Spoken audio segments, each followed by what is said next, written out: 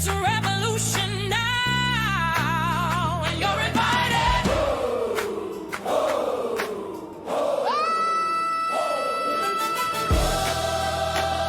Heal that shit, don't hold it in. Rip the Band-Aid, let it begin. Truth gets loud when you stop the lie. We cry, we rise and testify. Heal that shit, don't hold it in. Heal that shit, don't hold it in. Rip the Band-Aid, let it begin. Truth gets loud when you stop the lie. We cry, we rise and testify. Life unfiltered, scars and all. Break that cycle, tear down the wall. Accountable, raw, and full of light. We healing out loud and we doing it right. Heal that shit, don't hold it in. I really like that mix. I like how you looped it. It's Yes, indeed. perfection. Chef's kiss. Hey, y'all. Welcome to Life Unfiltered, Heal That Shit, where we are taking everything that we learned in 2024 and amplifying it for a new year of transformation in 2025. This is not just a podcast anymore. This is a revolution in healing. So whether you are a longtime listener or this is your first time hanging out with us, get ready for some life-changing conversations. We've learned something powerful over the past year, that when we share our truth, we give others permission to do the same. We've created this space for the truth seekers, the change agents, and anyone ready to do the work. Because let's be honest, real change happens when we stop hiding and start healing. So whether you are here to work through your own journey or you are here to learn from ours, you are in the right place. We're about to get real, get deep, and most importantly, get results. So buckle up. Stop it.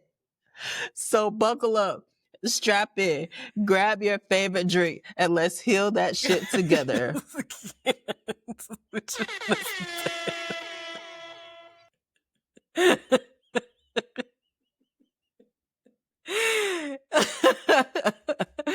Bianca in this damn soundboard is just the most. So, hey, y'all, my name is Kimberland. I am an educational advocate, activist, and consultant. I am a scientist, a biologist to be specific.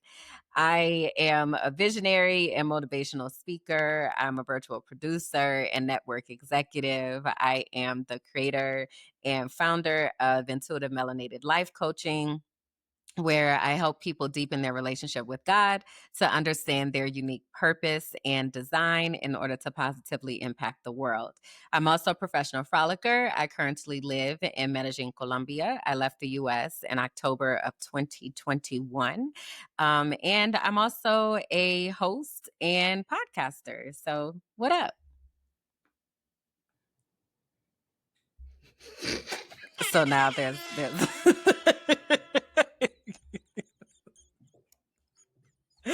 I can't deal with you right now.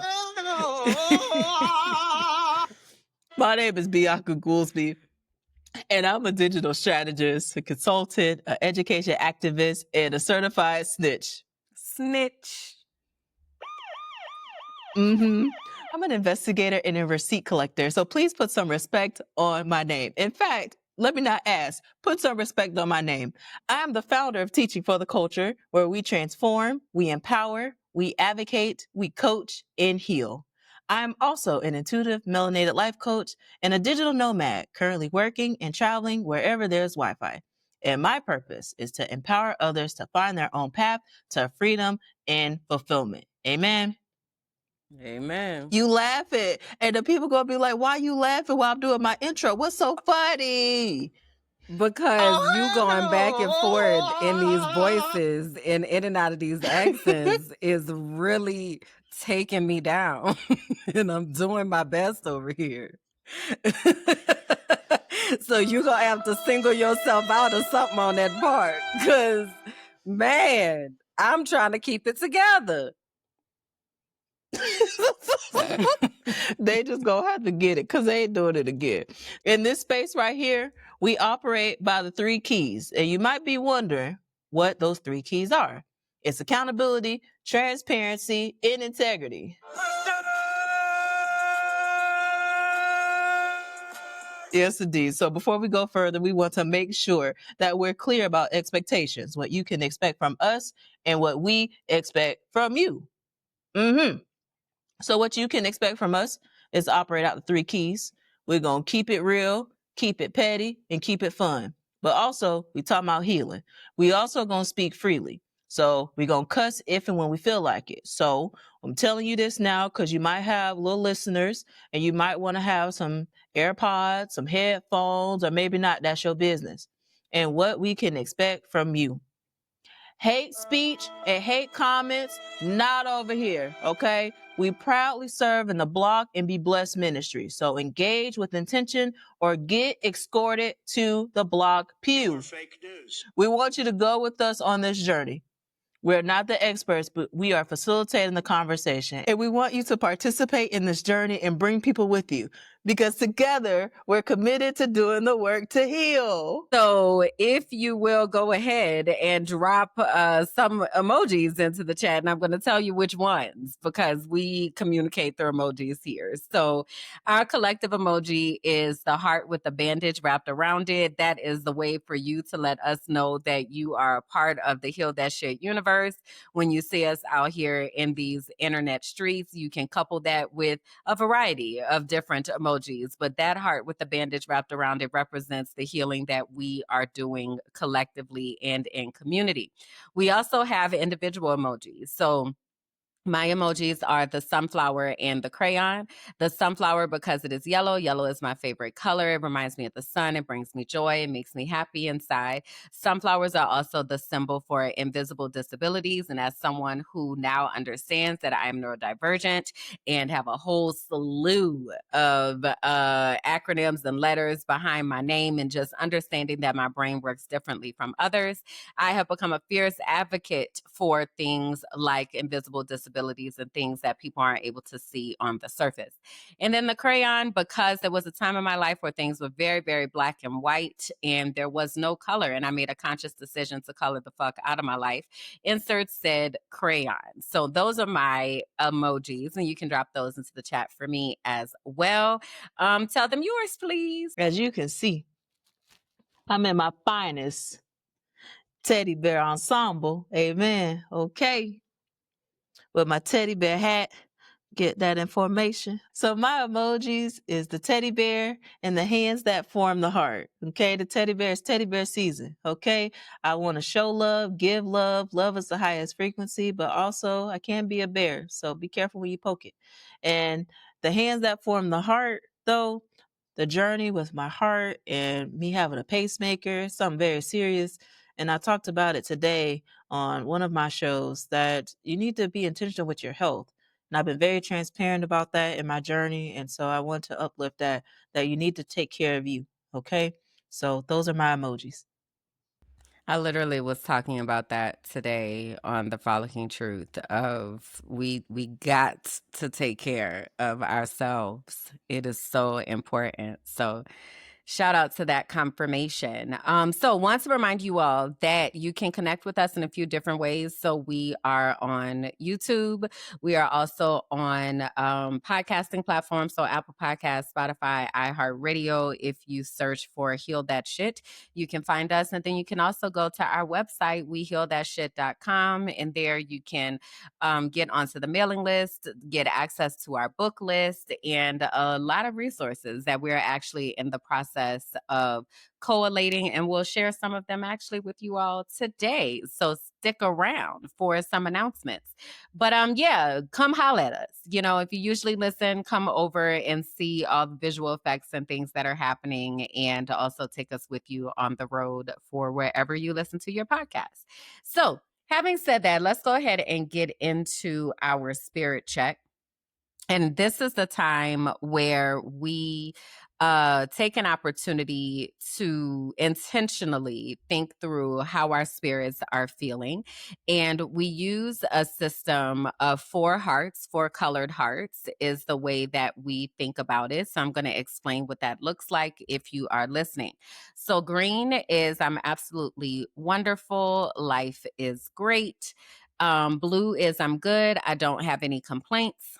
Purple, I'm okay. Things could be better. And yellow, I'm not doing so well. I need support. So we are going to model what this looks like and sounds like and how to use these, but I'm just going to go ahead and say that you can configure your color combination in any way that you would like. It really is whatever makes the most sense to you. So I'm going to pause here and ask, how is your spirit feeling today, ma'am?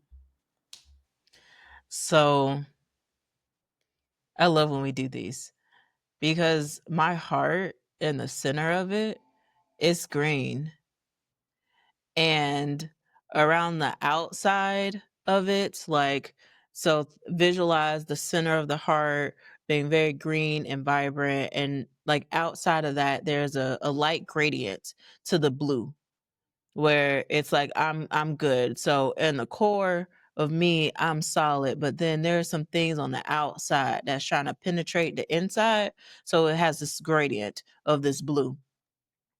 And then on the outside, there's like a shading of it where it is green. Like I'm doing wonderful. Life is great. Doors are opening for me. I'm very excited for the pivoting and the shifting. However, there are some things that I'm like, woo child. And some of it is not like deep in my heart where it's like holding on, but it's in my awareness to where it does impact me, if that makes sense. So that's how I see my heart. How about you? What about Got you? you. So I feel like mine has been being pretty consistent over the past few shows, or episodes. So my heart is very much green, vibrant green, like life is great, absolutely wonderful. And then I continue to describe like this blue and then purple gradient on the outside. So much like you described in that around the periphery, like there's a lot that's happening around that. But I feel like my green is getting even more vibrant and even brighter. So the blue and the purple are kind of shrinking. They're still there, but it's very much just like on the outside and outlined across the perimeter. So that's what, yeah, it's looking like for me. So, if you are here with us now, I see some purple hearts here in the chat. And or if you are watching this, feel free to share with us where your spirit is. We have a poll actually for you all that are here during the live premiere to share kind of where you might be feeling, but you may have a combination. And this is the thing, we kind of operated in gradients today, but sometimes it might look like polka dots, it might look like stripes, it might look like plaid, it might look like boxes or abstract shapes. There is no right or wrong way to describe how your spirit is feeling. So we invite you to tell us as well in the chat or in the comments what your configuration is looking like these days and how you are making sense of how your spirit is feeling. And we just invite you to be intentional about that, because this is a time for us to kind of check in and tune in with what we have going on. So, having said that, I want to go ahead and shift us over into our transparency moment. And this is the part where we kind of talk about what's going on and what's happening in our worlds and what are the things. We haven't really talked very much over the past couple weeks. So there's a lot that is happening, but I want to start off, I think, talking about my brain people and just kind of taking a stroll through the hallway, because I don't know that I've done that lately. And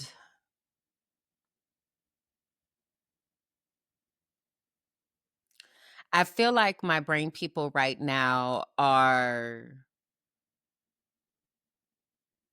deep in the process of like restructuring and redesigning, if you will. Renovations maybe is a way to put it. Like there's some reorganizing of furniture and creation of systems and creation of a post-it note wall and just kind of like figuring out the systems that needs to be in place for things to operate efficiently. And I appreciate that. I was reflecting this morning in the Frolicking Truth because I really have done a lot of work to help my brain to heal after experiencing burnout and my brain just completely just being like, we're done. We're done. So it feels good for it to be back in a space of operating, but operating in a way that feels authentic to the way that I need my brain to operate, not like I'm operating in a way that is against what I would naturally need to do. So a big part of that is with my routines and stuff. I find so much joy and being able to do my morning routine and ease into my day and allow my day to kind of take shape. It's something that I really find joy in now. And I'm really enjoying my tea practice and just having the time to give myself something that I really enjoy. So that feels good. So it doesn't feel like it's a busy restructuring and it doesn't feel like jackhammers and like tearing shit down everywhere. It more so feels like intentional. Let me look at this. Let me see how this is working. Nope, not okay. Let's adjust that. Okay, what about now? All right. Let's shine that up. Like it feels very much like getting things just right and ready. So that is exciting because it's been a big work in progress to get my brain to not just a functional space, but a space where I am able to thrive and feel connected and feel very capable and confident in the things that I'm doing. So yeah, so that's kind of where my brain is. And then so along with that is also I feel like there's this balancing act and tightrope that is constantly being walked of how invested I'm going to be in different things that are happening in the world and what it really looks like for me to acknowledge the things that are happening, but also not get lost in the things that are happening because it's a lot of shit that's happening and will continue to happen because that is the whole strategy.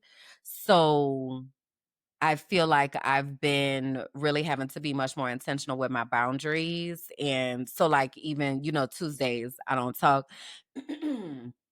And I'm so glad I put that back in place, especially because I have like 35 teachers that I'm coaching. I have someone getting certified to become an intuitive melanated life coach. I have somebody going through Discover Your Destiny. I have a mentee that I'm working with. So it's like I am really giving of a lot of energy and brain space, and it's a lot. So I'm grateful that I have this infrastructure to keep things in place for me that is only for me. And I am able to not have to be in service of somebody else. So in this restructuring renovation situation, it is a lot of adjusting how people have access to me and what that looks like and sounds like. It's crazy, bro, because over the past couple months, the number of people that have circled back into my existence that have previously done some kind of fuck shit and have circled back with yeah, that was real. I'm sorry I had did that and that wasn't right. It is very, very interesting because that's the season that seems to be coming back around right now. But even in that, I don't necessarily care to make space for that either. um because people make intentional decisions about the things that they do. So it's like I've processed it, I've grieved it. I'm kind of like, it is what it is. And as I'm talking about things, it's very factual. It's not very emotionally charged at all. It's like, this is what happened and this is what didn't happen, like type of thing. I don't need that anymore. So it's been interesting for people to resurface and try to like right the wrongs that they know that they made type energy, you know? So that's been interesting. And it's really just been making me think about how people have access to me. So I'm just like, because at some point I am going to change my number and I'm really going like, no, you're going to have to go through some channels to get to me because the way that people find joy in tormenting you or pulling from you or trying to get what they can extract without also depositing. It's like I don't know. I don't have space for that. And if that's what you need, go watch these YouTube videos. And I'm sure I said something in all of those that will help you just and give you exactly what you need. But no, you're not going to be able to just roll up and be like, "Hey, let me pull out your energy and use your energy for my benefit just cuz I feel like this is what I want to have happen right now and I'm finally ready to not even honor, but I'm finally ready to acknowledge that you that girl." And I'm like, yeah, I've been knowing that. I don't need you to tell me this. So it's been Period, boo. interesting. Yeah, it's been interesting. So I'm just kind of balancing that and just figuring out what that looks like and giving myself the time to have solitude and just be like, and just not have to be for somebody, just being and not doing. And I'm enjoying it a lot, which also makes me think I might not ever get married because I don't know that I want somebody else in my space. Bruh, I done started looking at yellow dresses and I, I told you the scene. I said it. I'm going to be the sunflower like on Fresh Prince of Bel-Air, and I'm going to be going down the aisle with the outfit. Like my head is going to have the sunflower rays just coming out with my little tutu. I'm blowing bubbles and we twirling and twerking down the aisle. Like we've had a talk about this. So Yeah, if it's I not a think I'm wedding, good it's on going to that. be something. It's going to have to be something. It's gonna I have to be think I'm something. so good on that because like I was thinking the other day, I'm just like there are certain ways that I have to exist as not to lose my shit within life, right? So especially like living with OCD and stuff like that. And it takes so much energy to have to explain to somebody like why or don't, or like, can you please do it this way? Or can you like honor and adjust that? It's a lot. And I'm not saying that there isn't a person who is willing to show up in that way, but it really makes me pause and be like, I don't think I really want that like that. And because I am somebody who needs to recharge in solitude, it very much like this person would have to really understand that and honor that and be able to create that own condition for themselves. And like it's a high bar is what I'm saying. Like the more work that I do on myself, the shorter the list gets because people do not be reflecting on this kind of stuff and they do not be like being intentional with the ways that they show up in the world. And I cannot deal with that. Yeah.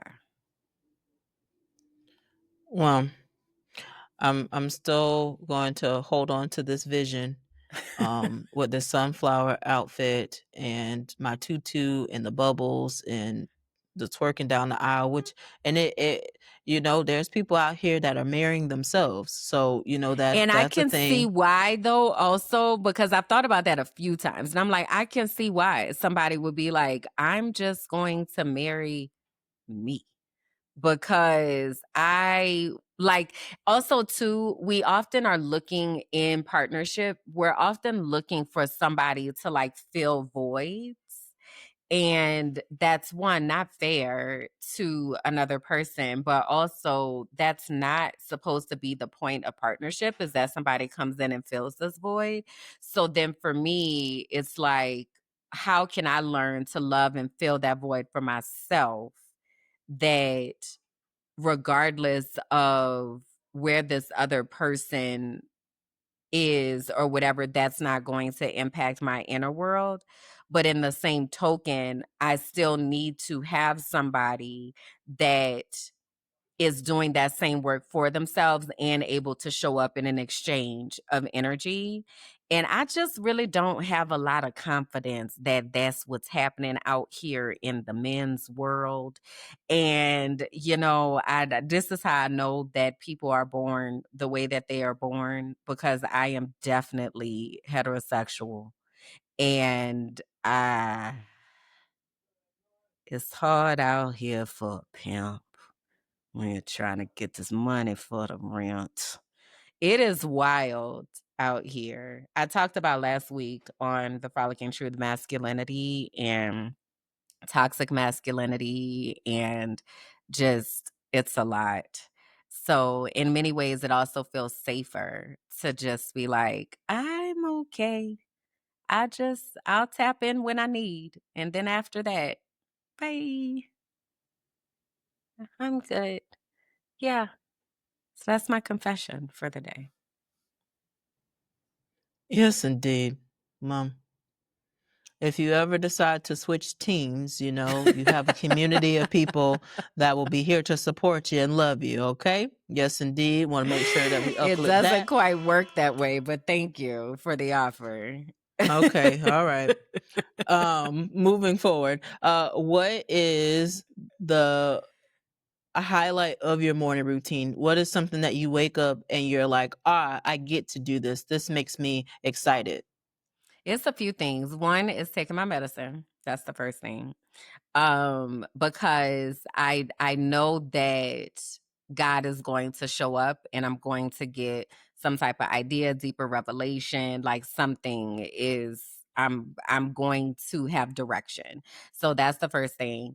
My shower I really love because that's where God talks to me. So just, being when I'm in the shower, I have my meditation music on. So it helps me to really be grounded and to be there in that moment and not have my brain people bouncing all over the place. So I really, really love that.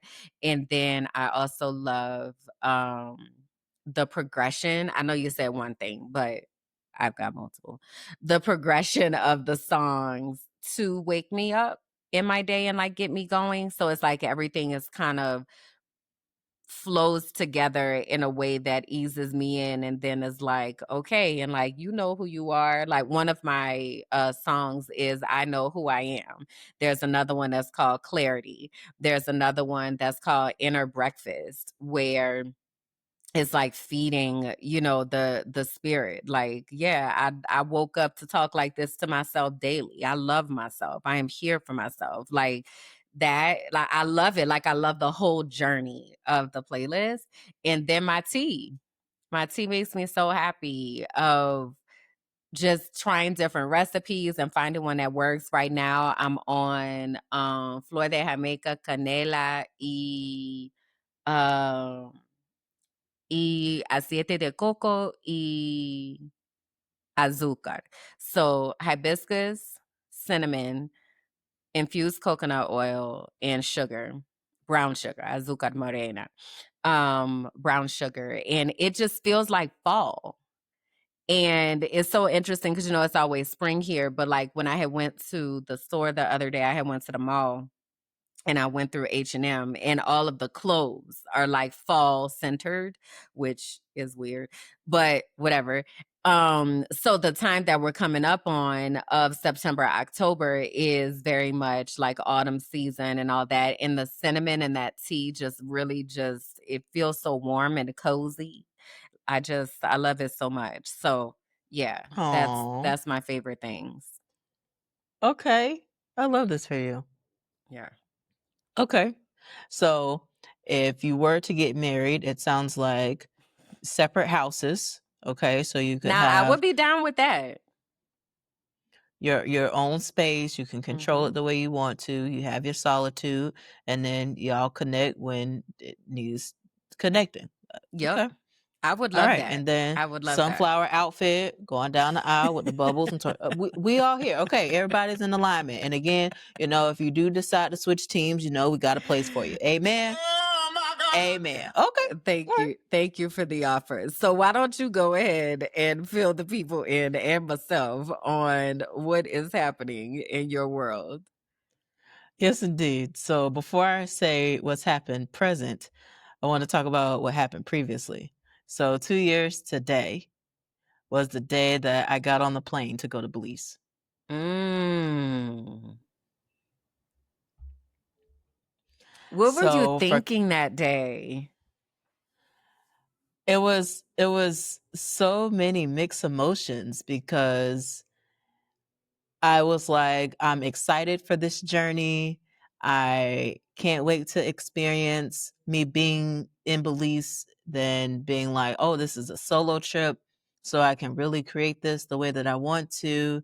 And then being like, oh my gosh, I can't believe I'm doing this. But factors, made this all possible for me.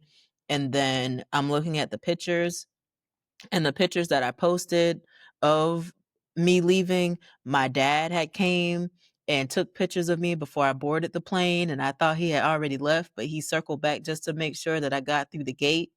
Like, I'm getting emotional thinking about it. Um, that was such a healing and rewarding trip and adventure, and has been the catalyst of a lot of these trips and the way that I move today.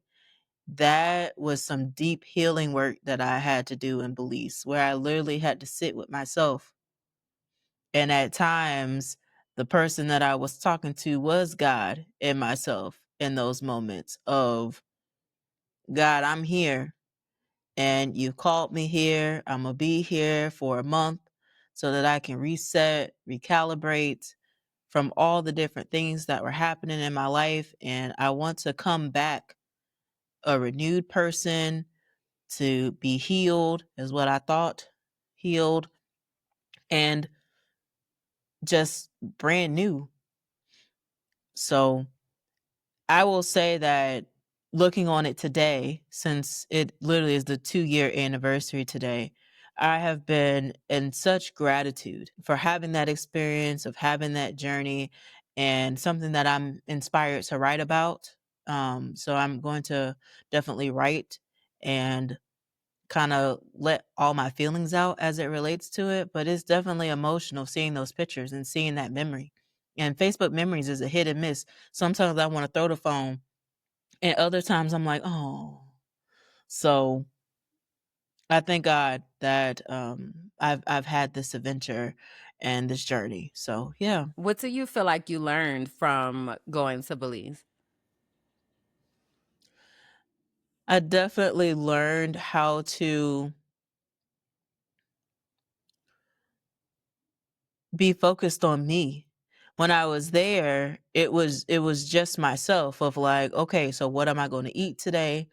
What am I going to do today? And there was no one else that was consulting in that process, that was facilitating in that process. It was just me. So having that experience of just focusing on what I want and what I desire and making those decisions for me and not anybody else definitely had me to hone in on, I need to focus on me, because I've spent a lot of time worried about other people, doing things on the behalf of other people, and sacrificing things for other people to win, and not really pouring all of that into me and having to be held accountable for that, you know? So, yeah. Yeah, I love that. I remember just being so proud of you that you were taking time away to try to get centered, and knowing how powerful, again, like I was talking about earlier, like healing in solitude, and like having the opportunity to reconnect back to your spirit without any additional inputs and balancing of others' energy. And like there's a lot of restoration that can happen from that. So that's cool that it was 2 years ago. Wow. Yeah. So it's really affirmed this journey and this walk that I'm doing. I was delayed doing my podcast recording for Morning Tea and Allegations today because I had a business meeting that was on my calendar because Morning Tea and Allegations wasn't calendared the way that it should have. So, with that being said, that business meeting was so affirming in my craft and my gift and how I can help others, but also listening to her story. She used to work for the CDC before all of the shutdowns, and she's a researcher dealing with public policy. And just hearing her story and her desires of wanting to start a podcast and uplifting the fact that the interconnectivity with public policy needs to be talked about in such a grander scale to where people can understand because of how collectively it impacts us.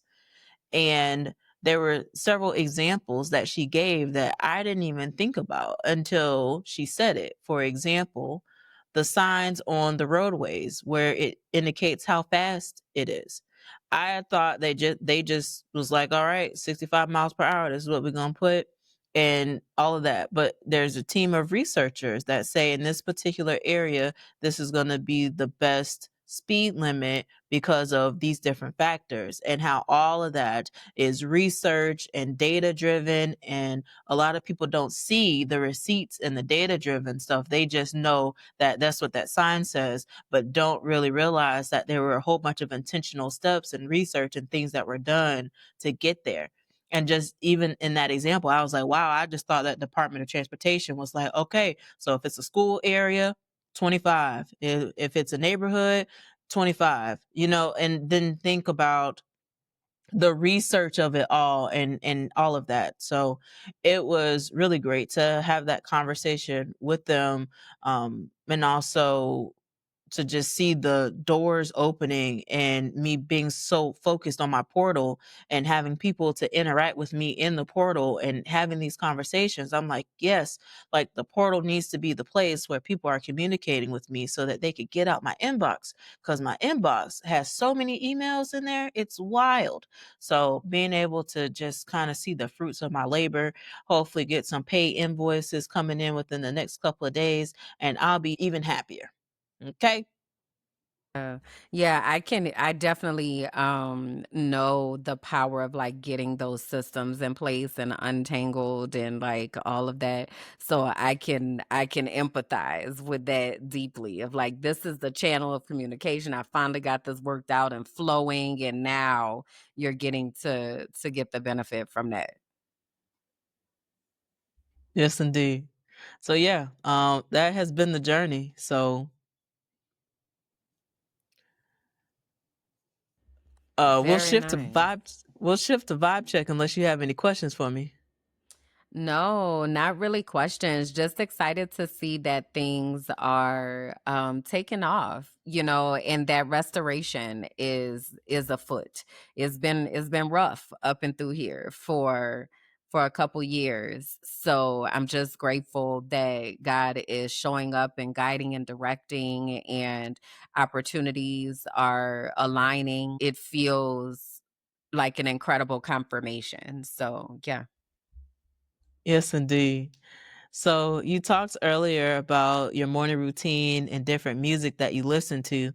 And I just want to uplift to the folks that are watching us live and the folks that are in the live premiere that we do have a Heal That Shit playlist, y'all. We actually have a playlist and it's on Apple Music. I'm going to go ahead and share my screen so that you can actually see it and know what it looks like. So, one second, let me get these buttons clicked appropriately.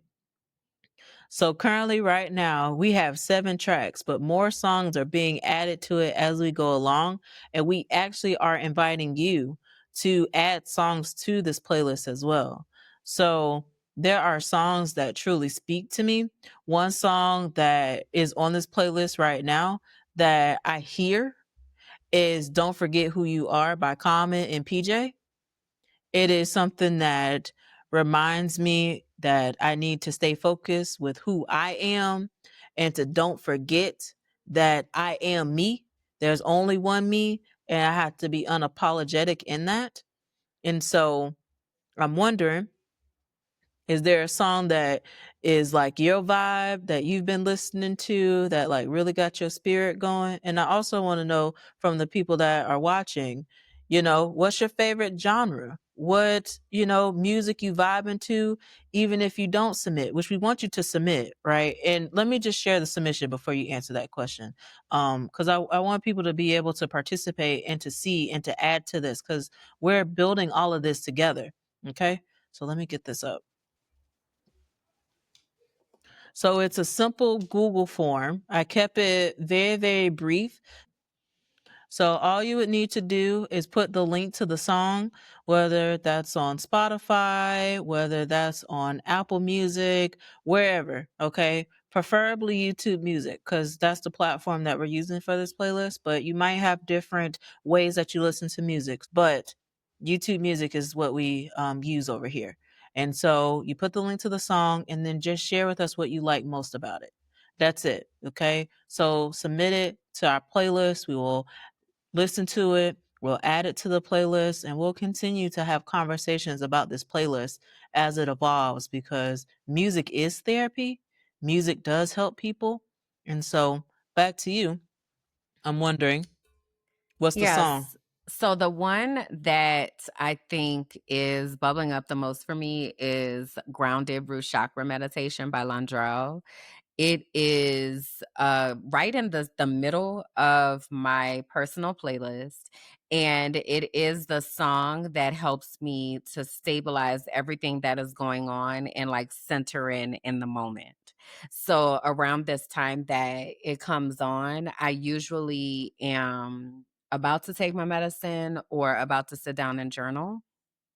And it like takes my brain, the wavelength and the frequency and everything is just like focus and listen.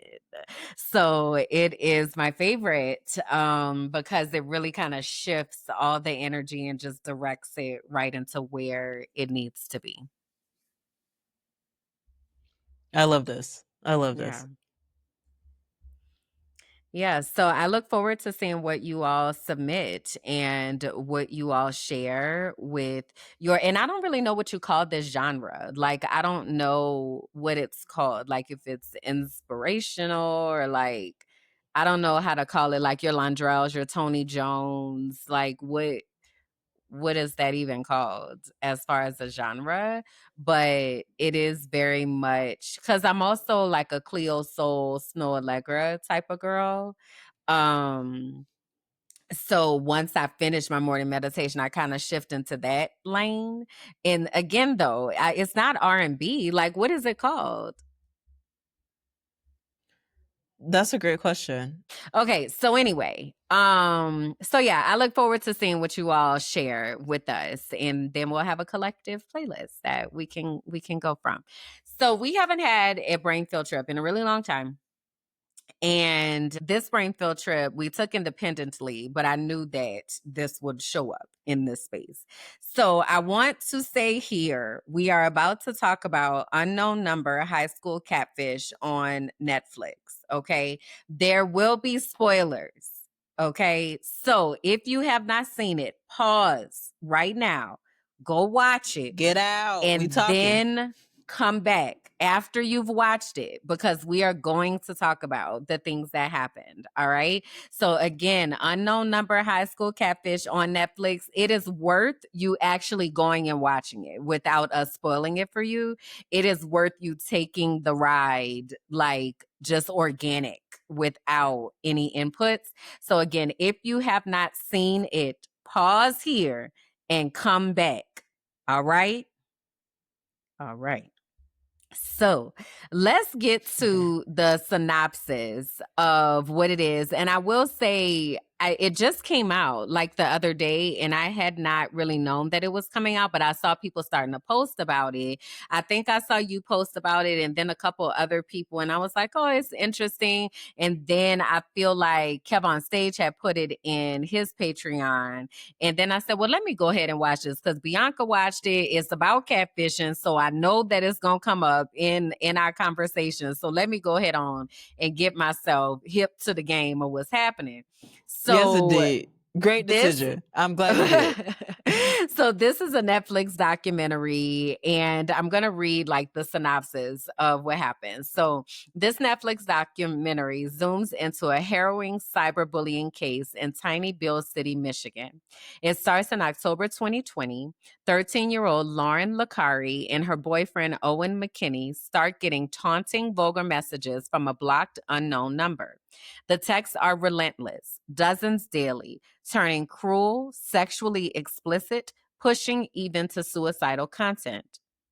Authorities, schools, families, everyone is rattled. Fingers are pointed at classmates, relationships fractured, the town braces as suspicion swerves in every direction. Then the FBI steps in. The real shocker. The sender is not a peer. It is Lauren's own mother, Kendra Licari, who is using spoofing apps, sending texts under different numbers until investigators trace it back to her. Kendra winds up pleading to two counts of stalking to a minor. She's sentenced to 19 months to 5 years, and she was released on parole in August of 2024 with restrictions and custody of her daughter Lauren stripped away. So, girl, how did you even hear about it? Like, did you know that it was coming out, or? I saw people posting about it, and I was like, I love a good catfishing story. So when I saw it, I was like, I'm wondering if this is something for like social media safety that I need to tap into. And so I was like, hey, Kalanda, we gonna watch this. Mm-hmm. And boom. So it was only 90 minutes, which I appreciated, because sometimes these be like series and episodes long, and like, so I appreciated that it was very easy to consume. I don't even know where to start about what was occurring. I don't, do you have somewhere that you want to start in particular? Yes. So this movie opens the dialogue between mother and daughter relationships and the dynamics that exist in that. And so I think that there's a lot of conversations as it relates to heal that shit when we're having conversations about mom and daughter relationships, that this particular movie is definitely a conversation starter about that. I also think, as far as conversations relating to social media safety and how this particular situation impacted the entire school, the community even, but how fast a text message was sent to someone and how that was circulated and then shared amongst the school and created chaos at school. And I also think that just healing work of, wow, evaluating the mom, what were you thinking? How did it get this far to where she's like, it got out of control. You think, but why? Why did it even So start? there's a lot of different themes that this movie addresses, and the fact that this is a real story and not just something that's fictional. Yeah, I was just It, about to say that because I heard you say movie, and I'm like, well, it's a documentary, and the text messages that are shared are real text messages to the tune of over 1,000 pages of text messages over the course of this 2-year time period that this mother is cyber stalking her daughter and her daughter's boyfriend, and later the ex-boyfriend's new girlfriend's mama. Like, girl, what are you doing right now?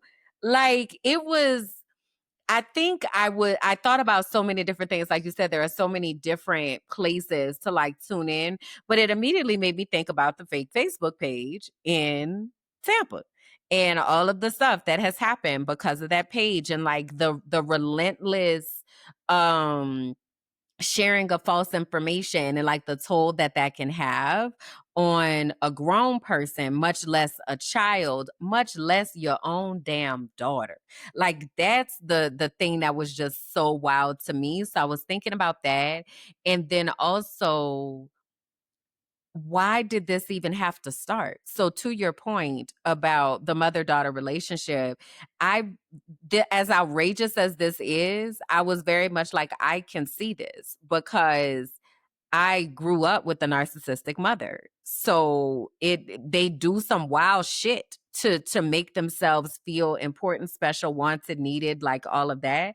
So for her to, I think they called it Munchausen syndrome, is when the parent will make the child sick so that the child can become dependent on the parent and lean back to the parent. And a lot of times it happens with people poisoning their children. But in this case, it happened through a social media avenue because the type of things that she was saying were wild. Like, I was just like, this is some crazy shit. Also, though, I've been in a couple conversations where people have been talking about this, and people are like, I knew it was an adult because of the things that they were saying. And what I also want us to know is that kids are also saying these things because kids are being conditioned by porn and by sites like Brazzers and like all of that. Again, toxic masculinity that I told you I was just talking about in the Frolicking Truth. Our children, this is how they are being raised, and this is how they're being conditioned into sexuality and what sexuality looks like and sounds like, especially in this age of it being illegal to talk to children about their bodies and talk to children about their bodily functions. So children are also using this type of language, but also is wilder that this type of language was being used by an adult, and the adult that is the parent of the child, to tell your daughter something like, you're anorexic and your boyfriend don't want you because you're not sleeping with him and you're not giving him blowjobs, and you should just kill yourself, and you like, what the fuck? And then when they asked her, were you concerned that she was going to actually unalive herself, and she's like, oh no, I wasn't concerned about that. I think learning it was her, and then them asking her questions, and to see how disassociated she was with answering the questions, I was like, it is, there's something there. Like, a mental health therapist is gonna Oh, have for to be able sure. to identify what that is, because that was scary Mm-hmm. to see how disassociated she was in answering some of those questions about her own child. Sick and twisted. Yeah, sick, twisted, demented. Like, there are so many words to be able to use. And then once the police came to say, okay, we need to go ahead on and execute on this search warrant, the way that she was petting Lauren and like, oh, you bitch, what is you crying for? What are you crying for when you have been tormenting your daughter for over 2 years? So then some people were saying that they think that the girl was in on it, that Lauren was in on it. And I don't really agree with that. It felt to me like she was just in shock. Like, at this point, she's numb. That's how it felt to me. What about you? Yeah, I wouldn't go as far to say that she was in on it because you can definitely tell, I guess, in the images where the police came, that she was just frozen, that she was just really stunned. But I don't think that she wanted to participate in that, or like I'm sure she would have chose something different if was given a choice. I don't think that that's something that she chose for herself. Yeah. Yeah, but that was even wild to watch her, like, there was almost no reaction as they're telling her it's actually been your mother over the past 2 years who has been tormenting you. And then the husband, like, and then people were like, "Well, how did he not know?" And one of the things I need people to understand is that people be having surface ass relationships. People do not really be talking in their homes or understanding what the other person is doing, or like people be really roommates and not having conversations. So it is very possible that he had no idea what she was doing. And especially it sounds like he was somebody who works with his hands and she's a tech person. So she's all on the internet. And if he not understanding all of that, like people don't be knowing. So I definitely want to say that too, but it was so wild to see how Lauren was just devoid of emotion. And then the father, it was just taking everything in him to not knock her ass out. And I get that so deep. Like, call your parents. I don't want, don't worry about it. Don't worry about it. I'ma call. They on the way. Cause what you not gonna be able to do is think you finna sit here. That's what's not about to happen. Like, you got to get the hell up out of this house. I could feel his rage so much. And then also it was wild because I can relate because I grew up in a house where my mother was stealing money my entire life. So it's like this shit happens. This is crazy.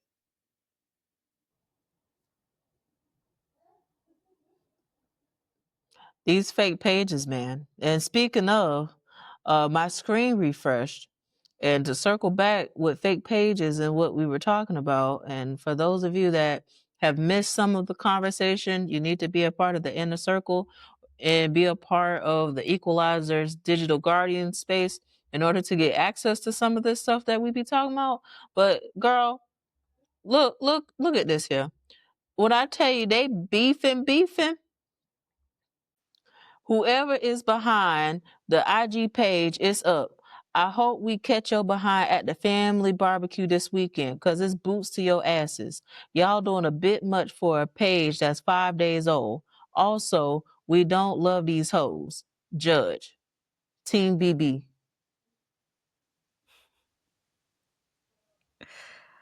I can't with, but to your point of hiding behind anonymity and cyberbullying, and like this is very much a real thing. And what Bianca is sharing is adults. That's what I need us to know. Like, that's adults that are using social media and having a diss battle on social media. These are grown ass people. Okay. So now we think about that and how that looks with our children. And I have been like, I've said before that I don't necessarily think that the fix to what is happening with social media in our schools is to ban phones. I know that that is the policy that is currently in effect in Florida, and I'm curious about what that's looking like. I think I understand though why that would be the move. I think it becomes hard to enforce and that it creates a burden on children of color, especially when their phones are their only source of access to the internet and communication and all of that. So there are like issues that I feel are embedded in that. But just imagine how little was learned during that 2 year time as they are constantly being tormented by these messages. And it was wild. I think one of the first things that made me be like, this is not making sense is why they wouldn't just change the number and like change the phone number and really start being intentional about who has access to the child, as opposed to, I'm not going to change the number because I don't feel like they might be walking in my house and I don't know. Then stop who's walking in your damn house and go insulate, and then gradually introduce people back in. But it's almost like there was so much negligence and just allowing it to continue and trying to do this unofficial investigative work, and like it was just a lot, and so many kids were impacted, and like you said, the community, and it just really really got out of control. And you know what it also highlighted is how little control schools do have over things that happen on the phone, because they were showing up as parents looking for the school to do something, and the school is very limited, very very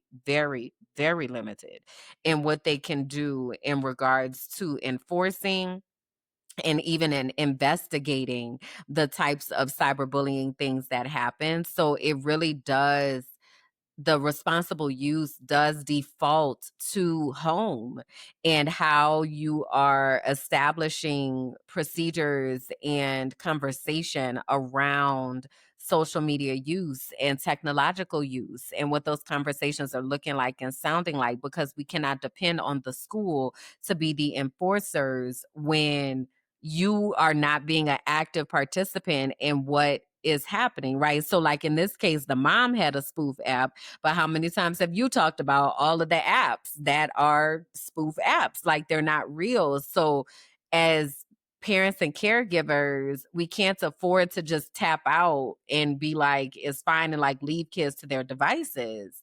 Like it's a lot that's happening. And this is an extreme case where the parent is causing a harm, but this harm could have happened from so many places. The unknown number could have been so many different people. And that's the scary part. And what makes it even scarier is that there are so many apps that are out here that allow this type of behavior to happen. And but for, again, law enforcement exhausted all resources, and but for a subpoena from the federal side is how they was able to do a IP search and figure out the IP address of where the messages were coming from.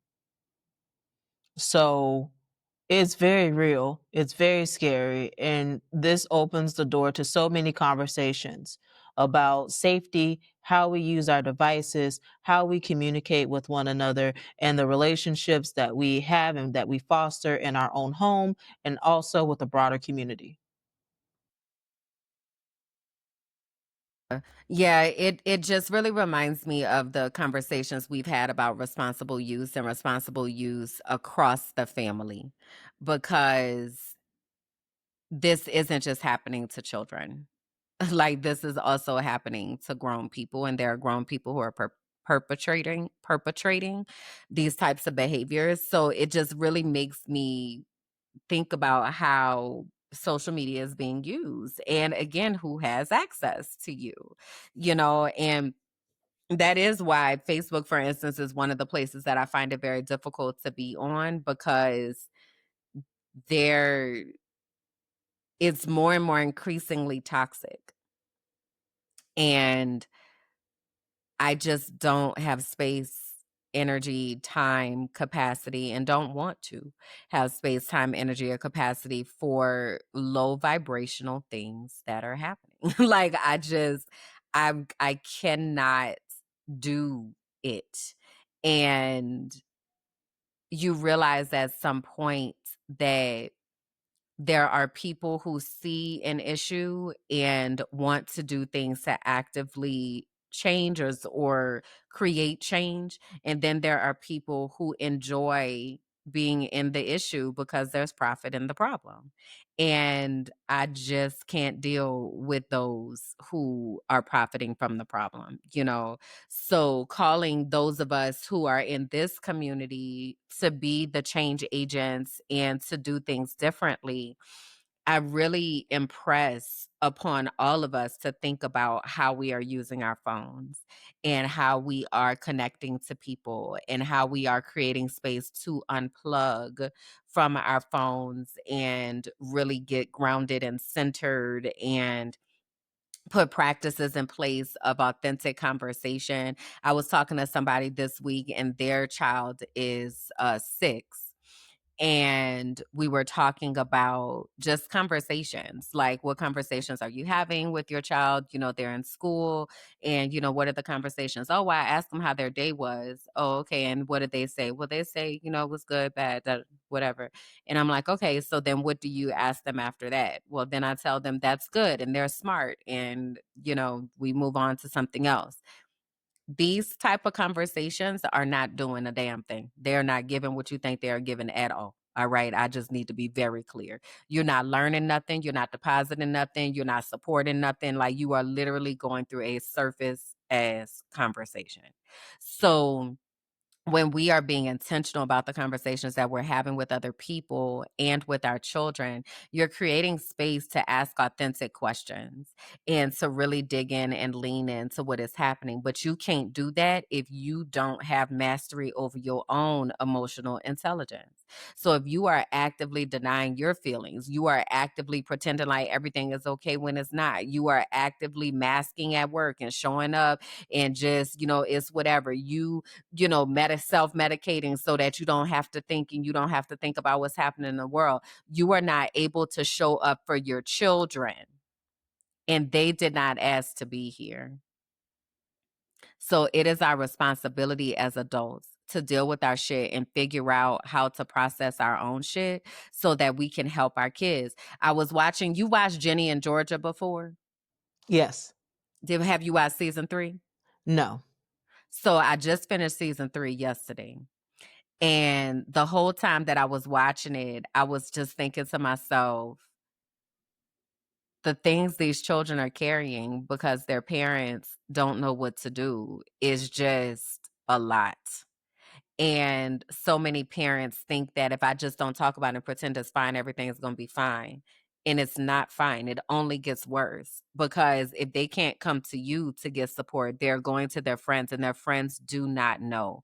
Their friends are struggling with the same type of shit. Their friends' parents don't know. Like, you have to be intentional about creating a space and opportunity to talk to your children and talk to the people that are in your lives. Like, it's been a lot. Like, so I'm just really urging us to connect. And one of the ways that you can do that is through, finding a song on the playlist and allowing yourself to just be for a moment and really ask yourself who you are, what you believe, why do you think this, why do you think that, and dig in and get curious so that you are also able to show up for your kids. They need you. It's a lot happening in these schools. It's a lot. And once you turn over your child to the school, you lose a significant amount of understanding of what types of encounters they are having in a day. They are in schools with hundreds of other kids. Even if they're in elementary school, they're in school with kids that come from all sorts of backgrounds and beliefs and all sorts of things. So you have to talk to your children to understand how they are processing this information, who they are. Are they the bully at school? Because old girl Chloe, she wasn't guilty of this, but she didn't seem to be very kind. They didn't have kind things to say about her, and her parents seemed like they were bullies. So it's like there's so much that kids are being exposed to. And if we aren't actively talking to them, they are making sense of it in their own 6, 10, 16-year-old brain. You're right. As you were talking about intentional questions to ask, it made me think about the whole child. And it made me think about us really creating a resource that parents and caregivers can download of intentional questions to ask to curate conversations about school or conversations about what they're witnessing and experiencing on their phone, for example. Just so it's beyond the surface, everything good? Yeah, okay, and then that be it. But like What's a piece of content that you engage with that, you know, really stuck with you today? Like what's the TikTok that you saw that really brought you joy? And kind of go down these questions to learn more and to see what's on their algorithm, to see what children are seeing, and then tapping into the whole child of how's their school, like was there something affirming that a teacher said to you today? What Yeah. was the, you know, relationships that you have with your classmates, and you know what was said, and all, like just tapping more into that. So Yeah. it made me think of that.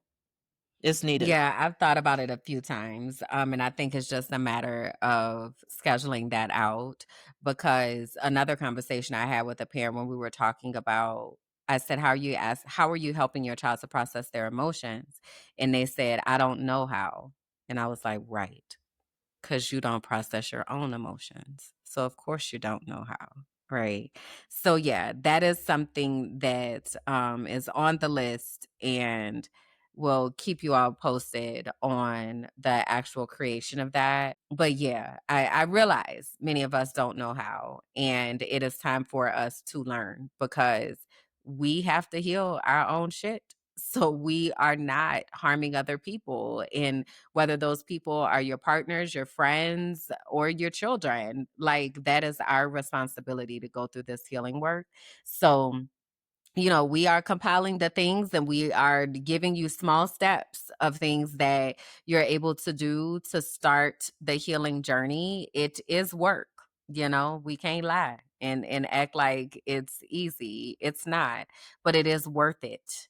It is worth it and it is necessary, especially if you are charged with helping somebody learn how to be an adult. If you have children in your care, it is your responsibility to take on this healing work. So we are doing this together. We are all figuring out what this looks like and just asking to really have the commitment to figure it all out. So please do share with us what your thoughts are about Unknown Number. What stood out for you? What parts were you just like, I can't even believe that this happened? Like, feel free to go off in the comments. I know it was a lot and we can't even unpack it all, but Child. feel free to uplift some things Tell because us the that tea. thing was wild. Yeah, that thing was some wild. That thing was some wild. Okay. So as we get ready to as we get ready to wrap up, just want to uplift for us to be doing our work, to be thinking about how we are showing up and the boundaries that we have in place and doing our village audits and our energy audits and really being intentional with the people that we have around us and calling us into community with each other. So if you will go ahead and tell the people where they can find you and where they can get into community with you. Yes, indeed. So you can find me in the bear cave in my teddy bear snuggie. On the digital streets, though, you can find me at www.biancagoolsby.com. On my website, you can see the different ventures that I'm a part of and the different spaces on social media or my Patreon, just different ways that you can access me. And yeah, visit my website, check me out, see all the different things. Google me, okay? Google me. You'll see a lot of interesting things on there. And I just don't talk about it. I walk the walk too. Where the people can find you, girl? Where you Yeah, be at? I second that Google me. It is a very interesting journey if you start Googling us. But you can find me at kimberlandjackson.com or at linktree.com/KimberlandJ. And there you will be able to get all the links to all the things. I want to give you specific invitations into my inner circle. My Patreon is $5 a month. And we are about to start doing some classes and preparing for a book study for Sisterhood Heals. So there's a lot that's happening over in the universe of Minding My Black Ass Business and of Kimberland Jackson. So come over, hang out, say what up, leave me a heart with a bandage wrapped around it so I know that you came from Heal That Shit. All right. All right. Come on. So that's it. That's all, y'all. Well, we're gonna close you with the wonderful closer that we have, and yeah, I think we need to post the actual whole song on our YouTube channel so people could listen to the entire song. So I'll make sure I get that information so people can actually hear the entire song. But thank y'all for vibing with us. We love y'all, and we'll see y'all in 2 weeks. Bye, guys. Hey. Heal that shit, don't hold it in. This is your mirror, this is your mind, this is your moment to set it right. We heal together, we heal with grit. Say it with us now, heal that shit. You want to say that last line again for post-editing purposes? No, because I don't even know what the hell I said anymore. I'm the founder of Teaching for the Culture, where we transform.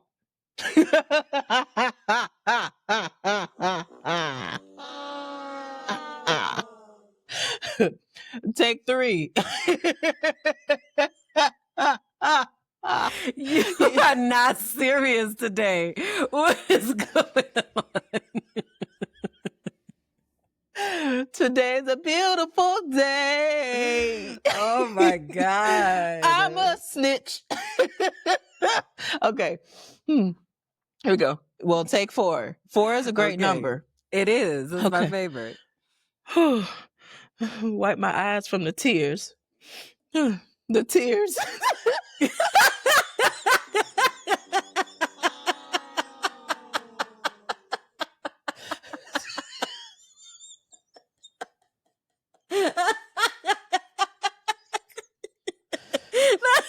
Now, how you gonna explain to people why we just bust out laughing?